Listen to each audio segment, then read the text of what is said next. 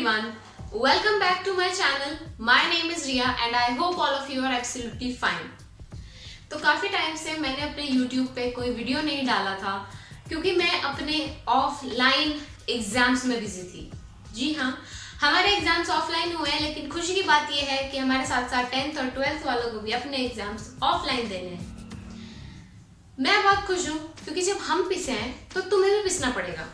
वैसे ज़्यादातर मैं अपने चैनल पे कॉमेडी वीडियोस डालती हूँ, लेकिन ये वीडियो थोड़ी सी डिफरेंट होगी क्योंकि मैंने सोचा कि जब इस बार 10th और 12th वालों को ऑफलाइन एग्जाम्स देने ही हैं, चाहे वो कितना भी प्रोटेस्ट कर लें, तो थोड़ी सी क्यों ना उनकी हेल्प कर दी जाए। तो ज़्यादातर बच्चे अब तक प्री बोर्ड्स दे चुके होंगे और प्री बोर्ड देने के बाद हर किसी का सेम हाल होता है कि यार मुझे तो कुछ नहीं आता, मुझे कुछ नहीं आता, बोर्ड्स प्री बोर्ड्स में अच्छे मार्क्स नहीं आए, अब क्या होगा। सबके साथ ऐसा ही होता है, लेकिन इस वीडियो में मैं आपको बताने वाली हूँ कुछ ऐसी टिप्स जिनको फॉलो करके आप आसानी से, नो मैटर प्री बोर्ड्स में आपके कितने मार्क्स हैं, इजीली आप 90+ स्कोर कर सकते हैं अपने 12th के एग्जाम्स में। और सिर्फ 12th ही क्यों, ये 10th के बोर्ड के एग्जाम्स में, इनफैक्ट यूनिवर्सिटी एग्जाम्स में भी आपकी हेल्प जरूर करेगा। तो वीडियो पूरे देखना क्योंकि हर एक पॉइंट इंपॉर्टेंट है।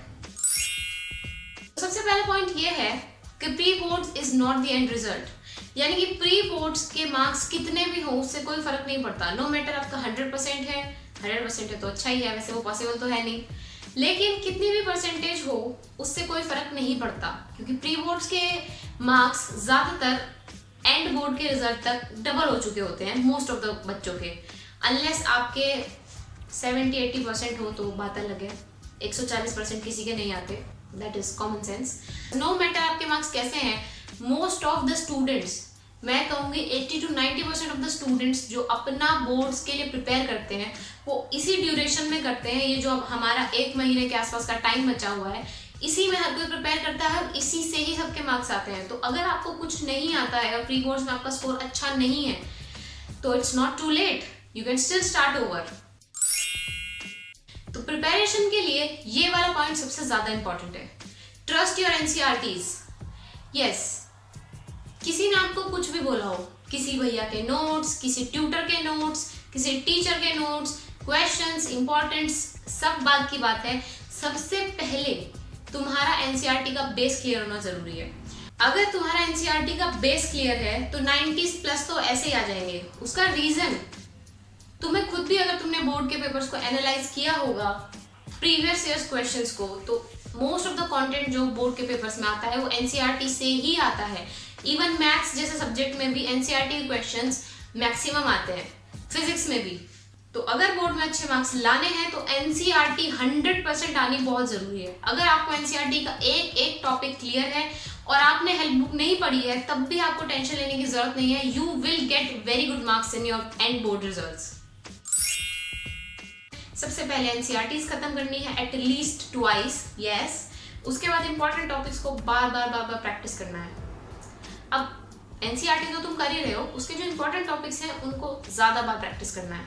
That is what I mean. Practice is the key. Important topics जो कि आपके ट्यूटर्स ने, टीचर्स ने, नेट पे हर जगह होते हैं, क्वेश्चन पेपर्स को एनालाइज करके आपको पता चला होगा।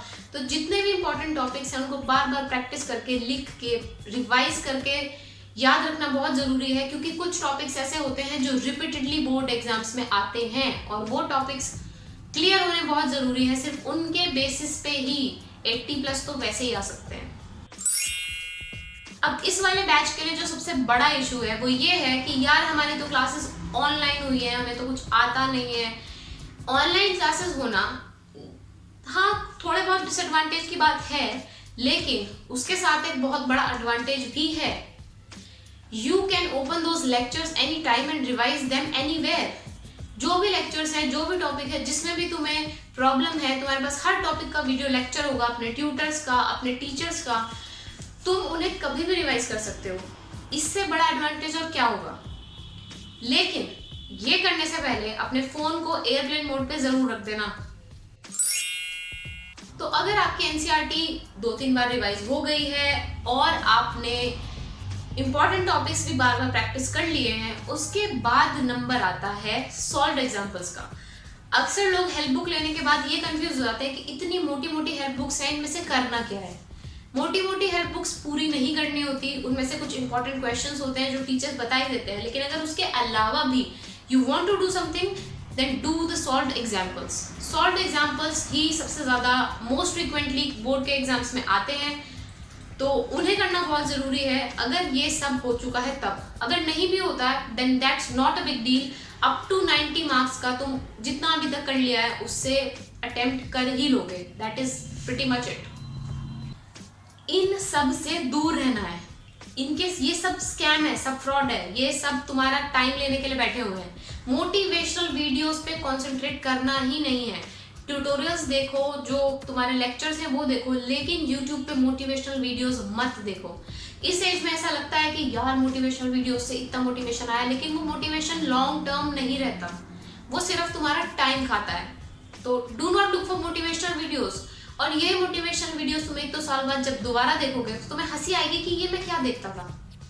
Bounce back bounce back bounce back करने से कुछ नहीं होगा। बाउंस बैक रियल लाइफ में करना पड़ेगा, और वो तुम खुद ही कर सकते हो पेन और पेपर लेके। वो वीडियो देखने से नहीं होगा। मेरे वीडियोस देख लो इससे तो अच्छा, थोड़ा रिक्रिएशन ही हो जाएगा। ये वाला टॉपिक सबसे ज्यादा इंपॉर्टेंट है, टाइम मैनेजमेंट। हम सबके पास इक्वल अमाउंट ऑफ टाइम होता है, वही 24 आवर्स तुम भी लगा रहे हो, वही 24 आवर्स टॉपर्स के पास भी होते हैं। वो सिर्फ टाइम यूटिलाइज करने की बात होती है।